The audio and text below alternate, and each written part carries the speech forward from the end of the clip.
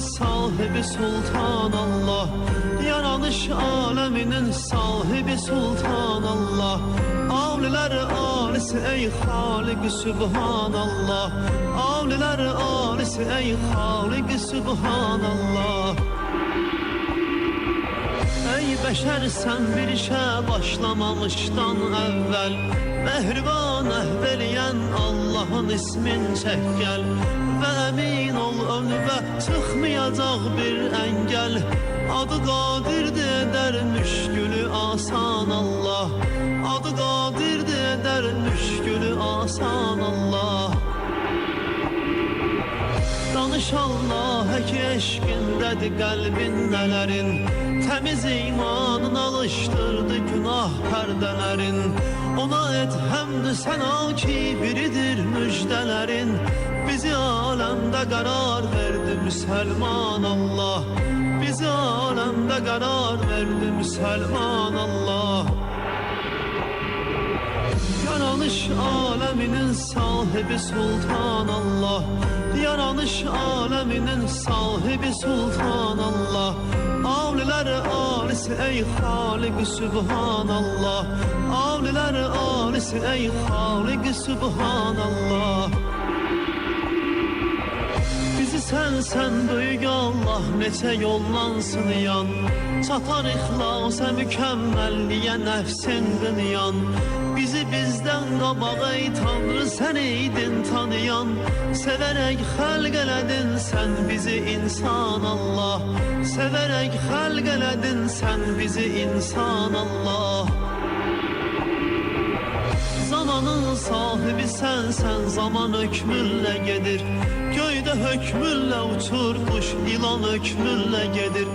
Ve bu dünyadan o dünyaya can hükmünle gedir. Senin hükmünle nezarettedir her yan Allah. Senin hükmünle nezarettedir her yan Allah. Yaranış aleminin sahibi Sultan Allah. Yaranış aleminin sahibi Sultan Allah. Avliler alisi ey Halik Sübhanallah. Avliler alisi ey Halik Sübhanallah. Kim eğer yolsuzmuşsa hakikat yolunun, gösterer Allah ona semtini cennet yolunun. Evveli başlar ölümden ebediyet yolunun.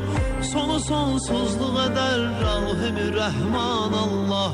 Sonu sonsuzluk eder Rahim-i Rahman Allah. Düşünürsen mi seni yoktan eden var kimdi? Onu gözler kedebilmir o hükümdar kimdi? Ona məxsusdu bu qüdrət, ona oxşar kimdi? Bir yığın əhdən olan cismə verib can Allah. Bir yığın əhdən olan cismə verib can Allah. Yaranış aleminin sahibi Sultan Allah. Yaranış aleminin sahibi Sultan Allah. Avliler alisi ey Halik Sübhanallah. Avliler alisi ey Halik Sübhanallah. Bu cehalet aparır uçruma her anımızı. Sen özün kamil ele kalbide imanımızı. Bizi ehmetmemiş alman olar canımızı. El atıp yalvarırıq ver bize imkan Allah. El atıp yalvarırıq ver bize imkan Allah. Yaranış aleminin sahibi Sultan Allah. Yaranış aleminin sahibi Sultan Allah. Avliler alisi ey Halik Sübhanallah. Avliler alisi ey Halik Sübhanallah.